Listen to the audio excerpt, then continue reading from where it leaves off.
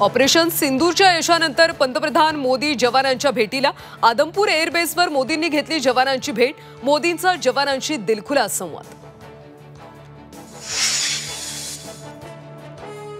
शस्त्रसंधीनंतर काश्मीरमध्ये पहिलीच चकमक। शोपियानमध्ये 3 दहशतवाद्यांचा खात्मा।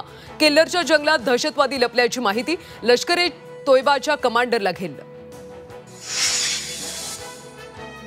राज्यात किंवा देशात लवकरच मोठा बॉम्बस्फोट होणार। डिझास्टर मॅनेजमेंट कंट्रोल रूमला धमकीचा मेल। 3 दिवसात बॉम्बस्फोट होणार असल्याची धमकी। गडचिरोलीमध्ये C60 कमांडोंची मोठी कामगिरी। भामरागडजवळ नक्षलींचे तळ उद्ध्वस्त। काही नक्षलवादी ठार तर काही जखमी झाल्याची माहिती। मनसे लवकरच महायुतीत सहभागी होणार। शिवसेना आणि मनसेची युती होणार असल्याची सूत्रांची माहिती।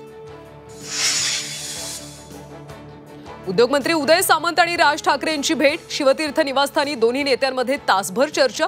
मात्र भेट राजकीय नाही, उदय सामंतांचं स्पष्टीकरण। राज्याचा 10वीचा निकाल 94.10%। यंदाही निकालात मुलींचीच बाजी। कोकणचा सर्वाधिक तर नागपूर विभागाचा सर्वात कमी निकाल।